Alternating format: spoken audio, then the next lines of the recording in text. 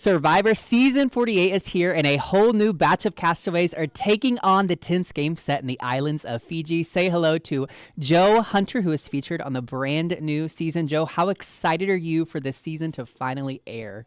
Hi. Thank you. Thank you for having me. It's amazing. I mean, the fact that it's really starting right now is hard to put into words. The anticipation has been amazing, and it's just been a wild ride already. I can't wait. I cannot Yeah, wait. yeah. Well, there's a lot that I want to get to know about you in this short time we have together. But the first thing is, why'd you want to be on Survivor? What's kind of your why?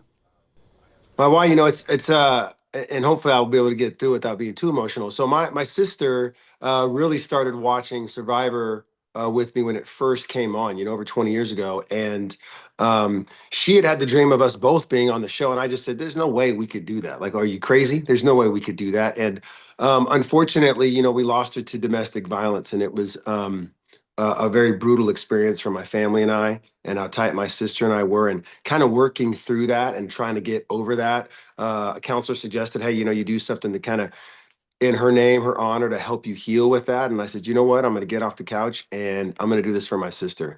And so it's really to be Joanna's voice was my motivation behind applying and really trying to make sure that I can help her rest in peace, knowing that her brother gave it all.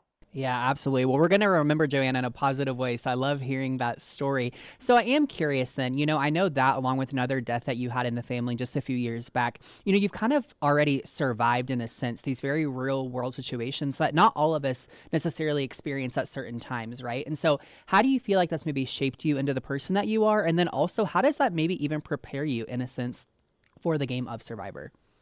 And that's a great question, and I think that unfortunately with loss, what you learn really quickly is if you use this the right way, it can show you how strong you can be, the type of perseverance you have, and really just your outlook on life changes. You don't take things for granted, and so that's really how it shaped me. Is it's really made me reevaluate what's important in my life. It's really made me appreciate the things that are out of your control and the things that you can control and know the difference between the two.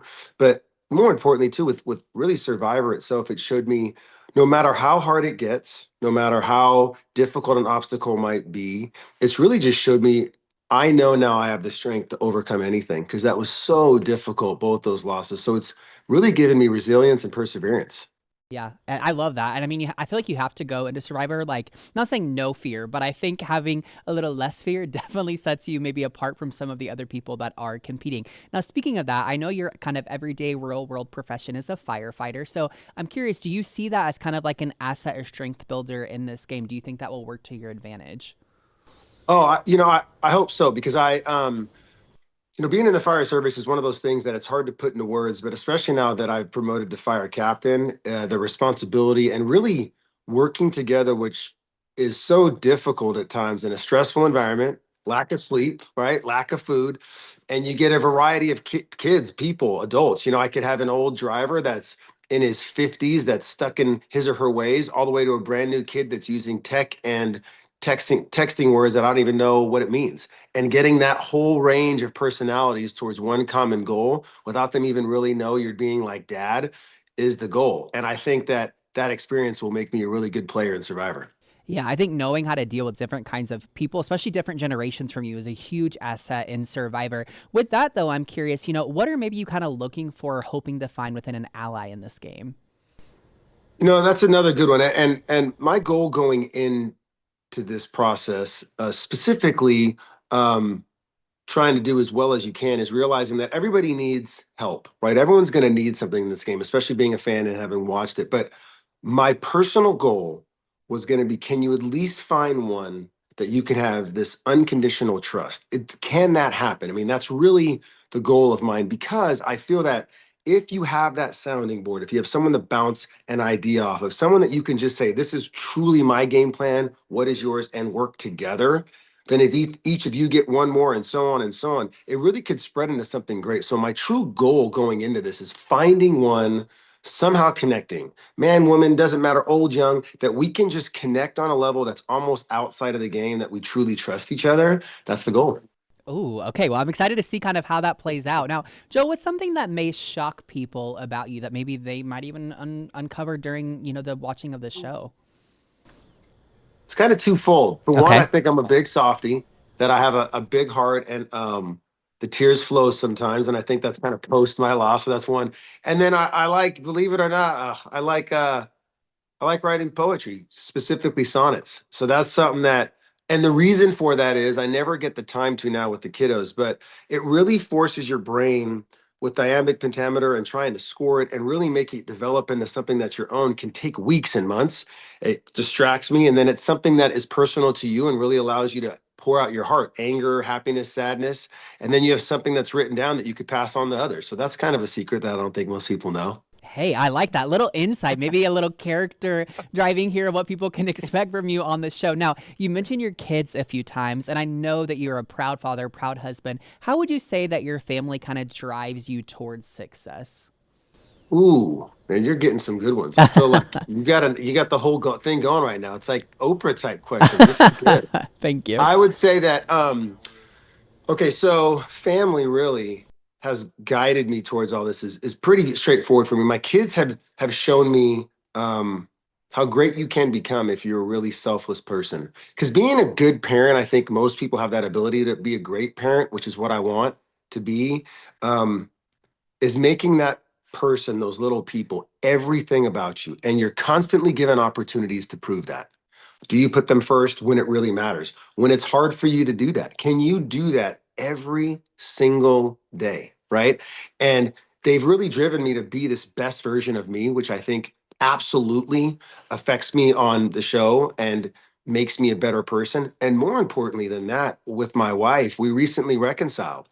And anyone that's been, we were divorced. I mean, we're talking 3 years. So that is a very painful process for anyone that's been through that. And I am so proud of us that we were able to do that. I'm proud of our family. And all of that has made me this really compassionate person that I think has a good head on my shoulders now and is ready to get after it in this game. Yeah, absolutely. Well, and I think that's a story that's going to resonate with a lot of people. So, congrats to you and your wife for going through this journey and being so vulnerable with me about it. Now, Joe, back to the game of Survivor here. Any specific kind of past players of the game that stick out to you, or any that you're hoping to maybe play similarly to?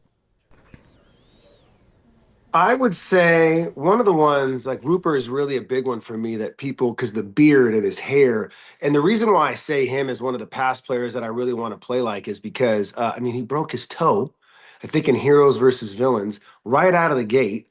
And I'm thinking, man, and just how gruff he talks and that mentality of but he just seems so real, like you knew what you were getting. So that's one of them. And then also, to be honest, like that was out of the older generation slash Boston Rob. And I know everyone always says, wow, everyone talks about that. But when you really get a feel for his demeanor with people, I thought he played a great game. And also Rachel of the recent winners, like she did so much, I feel at the end, um, alone ish. I mean, she really had an interesting ride on that last half. So those are kind of my really top past players from all generations that stick out to me that I hope I can play like. I think those are great. I think those are great options. I mean, listen, Rachel served a masterclass to us super fans of how to play this game. So I think that's a great person to try and kind of emulate, if you will. Final question, Joe. Why do you have what it takes to win the $1 million and become sole survivor? Ooh. Okay, well, here's why I really think I have what it takes to be sole survivor and be the winner is um, at the end of the day, everyone wants to know what they're capable of, and everyone wants to know, hey, can you do new things that you didn't think that you could do? And this show is a perfect example of that. And why I think I have what it takes is because of my life struggles, because of being a parent, divorced, in and out of all the things that I've experienced, has really groomed me to be the person that knows, hey, you know what? No matter what happens, as long as you land on your back, you can look up. That means you can get up. And that mentality is going to carry me through Survivor to make sure that no matter what happens at the end of the day, I can do what it takes to win. Oh my gosh, I love that. Hey, that's great motivational advice to get through this week. If you can look up, you can get up. Joe, Right. thank you so much for taking the time to speak with me. Oh I yeah. cannot wait to see how you fare on Survivor Season 48. Don't miss it right here on CBS. Thanks, Joe.